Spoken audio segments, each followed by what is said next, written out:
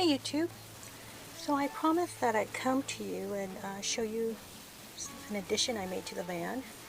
And the addition I made was adding a table. I needed a table to work on, to do drawings and paintings and sometimes computer work. So I first started searching on Walmart. I thought Walmart would have it cheaper, and just, going to Walmart would save on shipping and handling, plus it would save on, and the wait would be shorter if I could find it at Walmart. But I looked and couldn't find it on Walmart. So what I did was I decided to look on Amazon. And I searched and searched, and I used different search words, and finally what I thought would work popped up. One of the things they kept bringing, I kept looking for a folding table. Problem with folding table is, yeah, it folds, but then I would have a bar that I would have to store, and then the table I would have to store. I wanted something that I wouldn't have to store, that I just flip up and flip down when I'm done. So I went ahead and saw this table, and I saw that it also came in light wood, and I wanted light wood just to match the other wood, but when I clicked on it, it was all sold out. So I decided, it might not look bad if I make it dark wood, and it worked out fine because yeah, the contrast between light and dark wood worked out. So I purchased it, and meanwhile, when I purchased it, I thought about where would I place it. The problem with where I'd place it is that I both my two shelves are really low, and the top has a lip that hangs over. So I would have to place the table below the lip on a bar, but and then there's no backing straight across. There's a, I'll show you later, but there's a backing that you screw into wherever you're going to install it, and the lip didn't have a backing once you get down there. So I decided, okay, well, I would have to change that idea. Plus, if I had put it on the side, I don't have very much space, aisle space, so I would have been, smack dab against the bed trying to work, and that would be uncomfortable. And so I decided to place it up here, although when I looked at it online, I could kind of see the parts and how it might work, but I really didn't have any,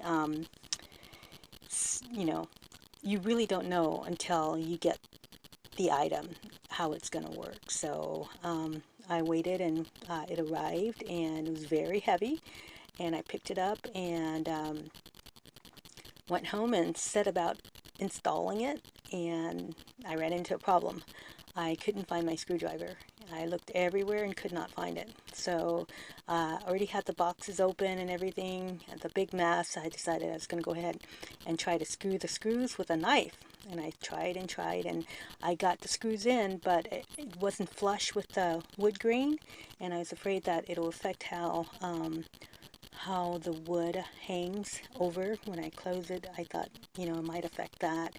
And so I took some time out and searched, and I found my screwdriver, and was able to screw everything in flushed and tightly.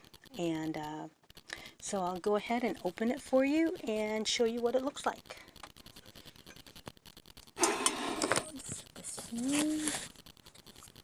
Okay, so in order to open it, I don't know if you could catch that or not. I'll put this down here. In order to open it, I have to make sure my blanket's clear on the side, and I have to just move that cord just a little bit.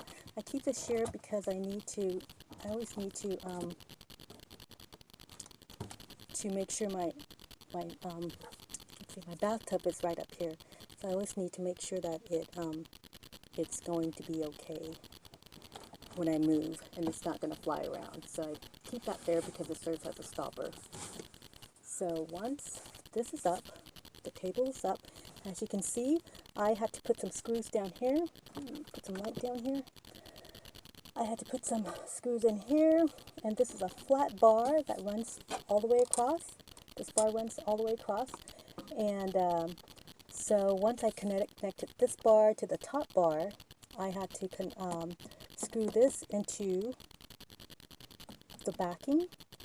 And the problem I ran into was that this wood right here is, it's probably about 1/4 of an inch thick, and the screw is about I'd probably say an inch thick, an inch long.